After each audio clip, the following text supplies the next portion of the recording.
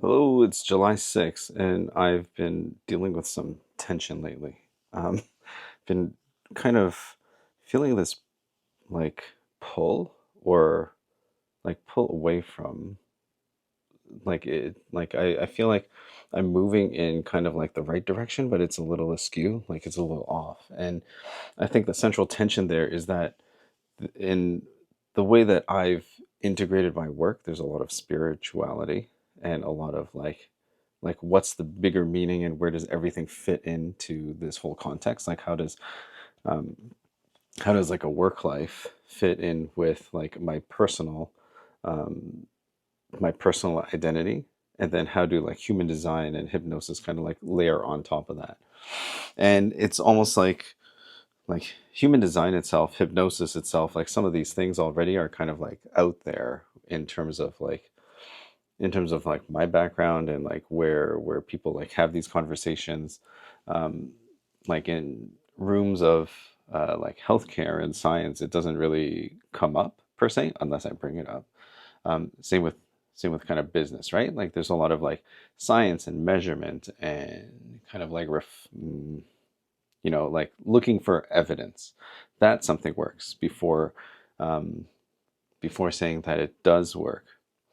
And I think like that has kind of like pulled at me. It's like a bit of a drag, like in terms of like messaging, because like how can I come out and say something like the universe is mental and then mean it and know that I understand that and then feel like I have to explain it, right? Like, do am I here responsible for convincing you that the universe is mental?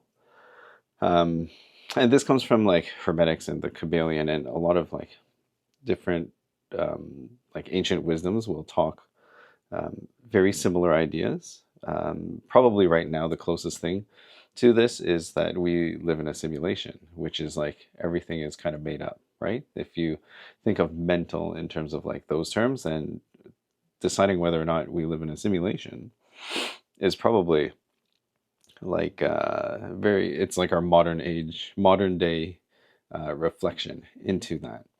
But ultimately, like, what does that mean? Like, it kind of like the simulation talks about kind of like being inside a computer, but again, that's a metaphor, right? Like, are we actually living inside a computer? Probably not, right? Like, but it's a good metaphor because it helps to kind of understand it kind of helps us understand or explain kind of the environment that we live in, right? Um, not so much, maybe not so much a simulation, but like there's things where science is saying it's like the world is holographic, and that kind of idea has come through in a lot of like spiritual teachings and like ancient wisdom systems and stuff like that. And it's like science is like when we point to science to say like this is the like science doesn't say it so that it doesn't exist, we often forget what science actually is, which is a measurement on truth, right? The science doesn't come first and then the truth happens. It's the truth is always there and science is measuring that. So then I think it science gives us a lot of like mm, it gives us a lot of ways to explain and understand what's going on. That's the purpose of it.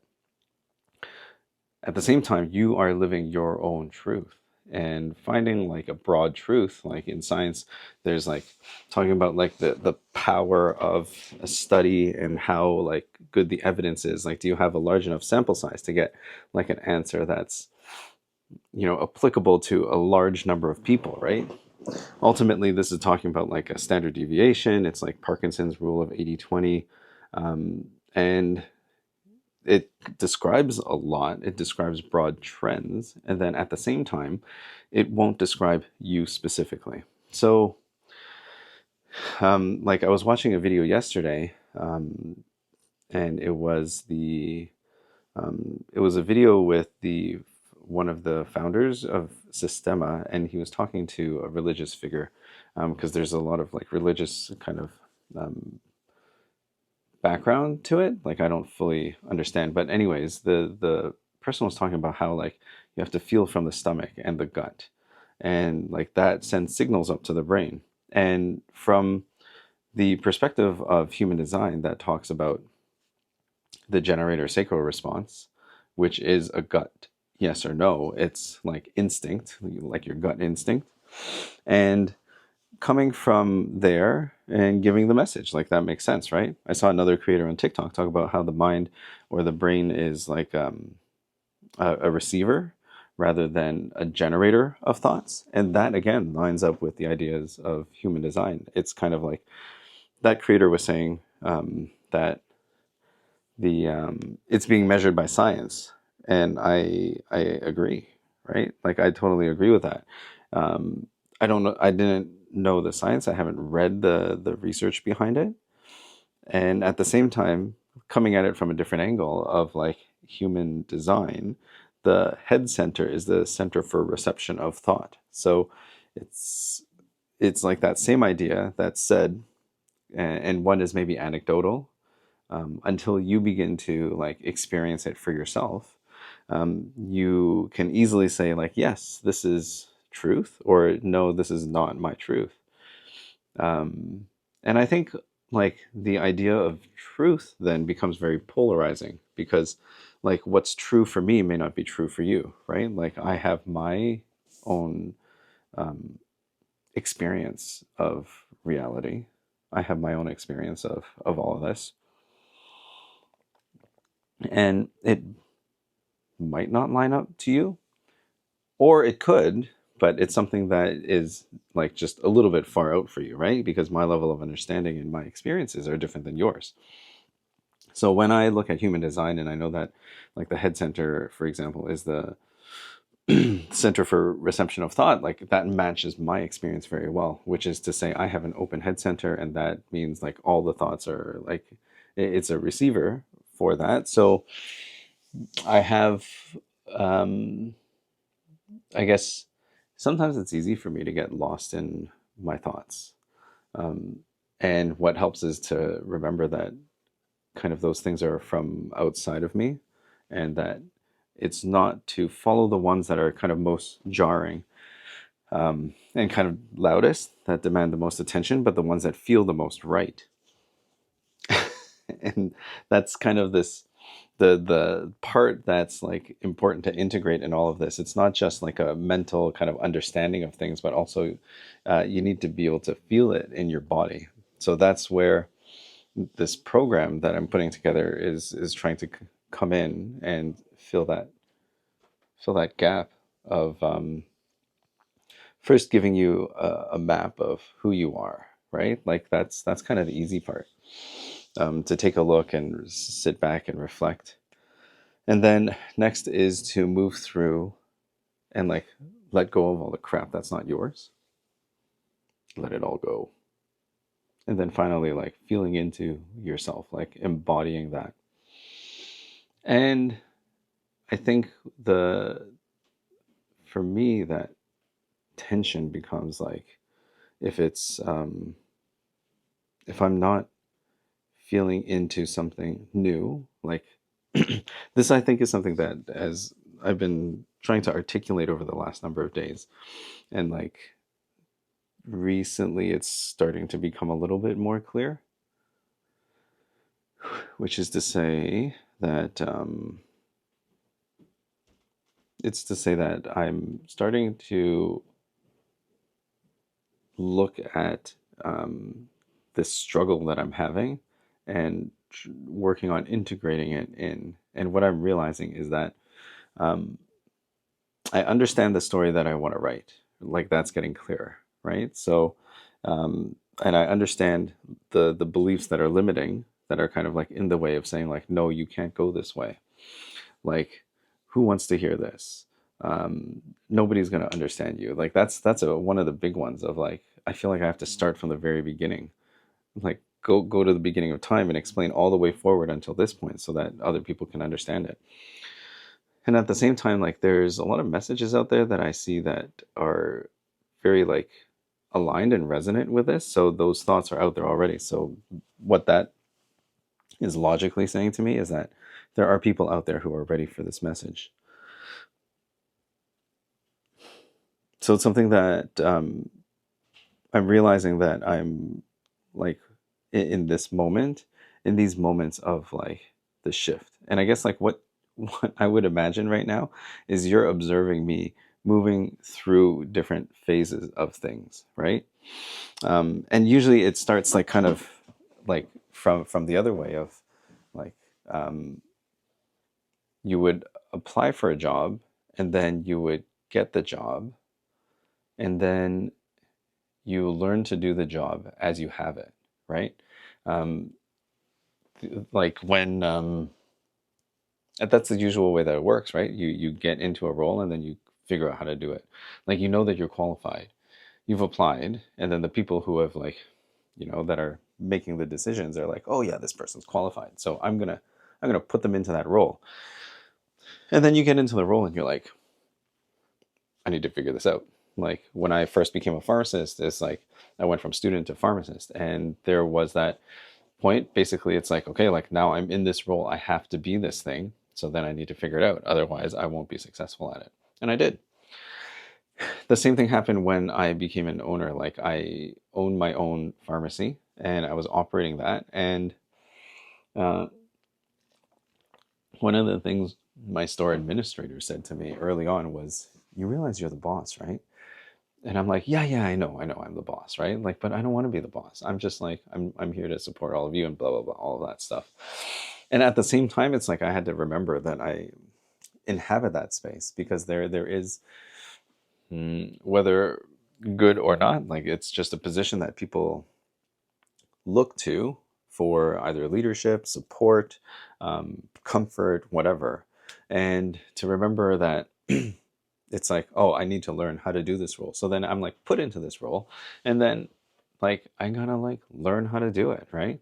Um, Similar types of things even when I came into my current role, because it's like I had a set way of thinking about how to do things, and it was like a very corporate kind of like business focused lens, and then getting into an academic institution and like more of a public sector role, um, the kind of like way of doing things really changed. So that was, it's almost like you put yourself into a role and then you do it.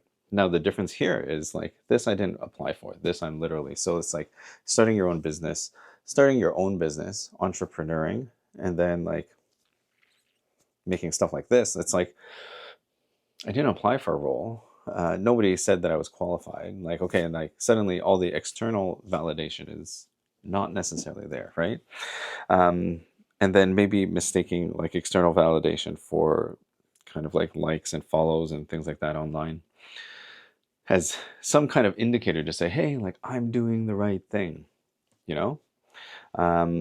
And there's a lot of noise out there of like, oh, like start your videos this way and blah blah blah, and if you do this you'll have, if you do this thing you will have that thing in X amount of time.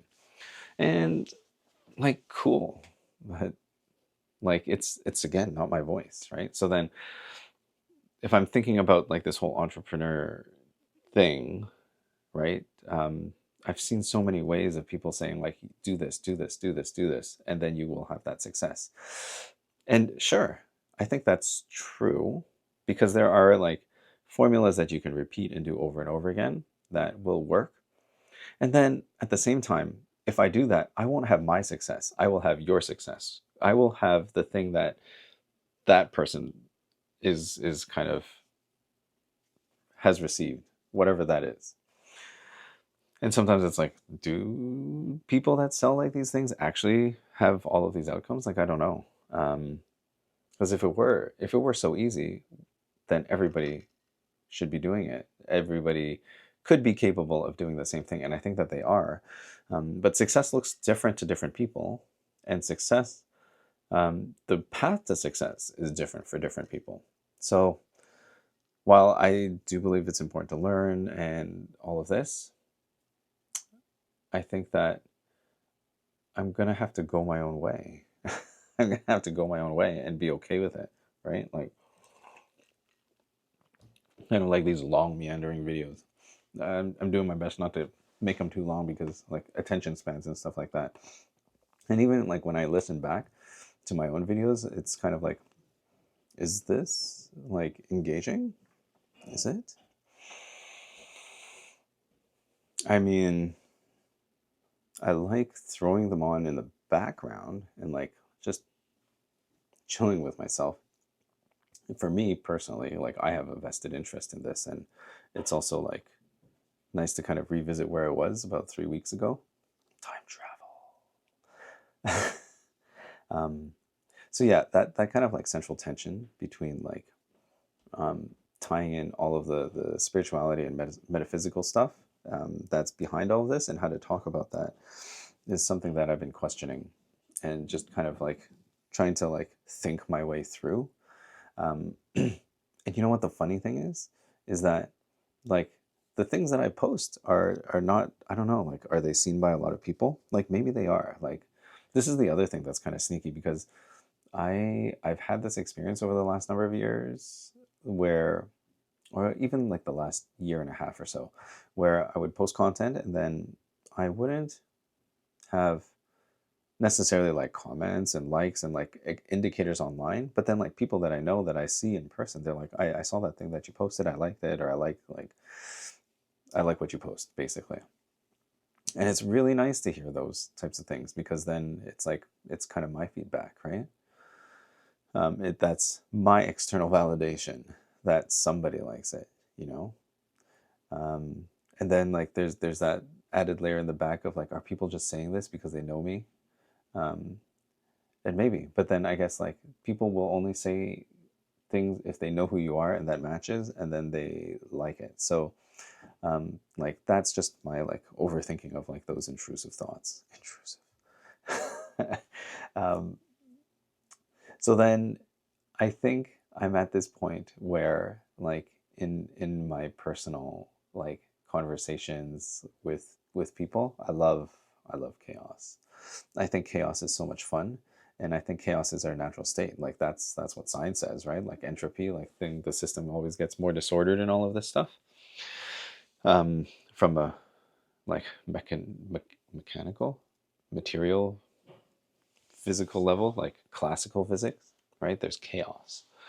I think chaos really is like, chaos is the vibe of the world, in the sense that we all have to beat to our own drum. But when we're beating to our own drum, what we find is that those beats start to synchronize, whether it's in layers or in harmonies or in other ways of meshing together. I think that's where the beauty is, because if you pause for a moment right now, the world exists as it is. Whatever is happening in the world, there are good things that are happening in the world, there are bad things that are happening in the world, and there's everything all in between.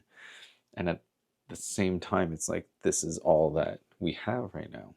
So in my sphere of influence of what I can do, I can move in the ways that I can, looking for those opportunities. And maybe it's all part of a whole, because maybe I may not be the one to make the biggest impact, and that's fine. But if I can make a big impact on a small number of people, that would be more than fine. So my point is, if I send out okay, so here it is. I've spent the last years trying to tailor that message, trying to like close it off and um, find the right way of presenting myself. And I'm tired of it. I'm tired of it. So it's, I think, leaning into that, like, I want to call it chaotic energy, but not in like a messed up, like everything's destruction kind of way, but in a like, there are no rules, there are no boundaries for myself kind of way. And I think living like that would be really freeing. Don't comment on how messy my desk is. I'm gonna go now.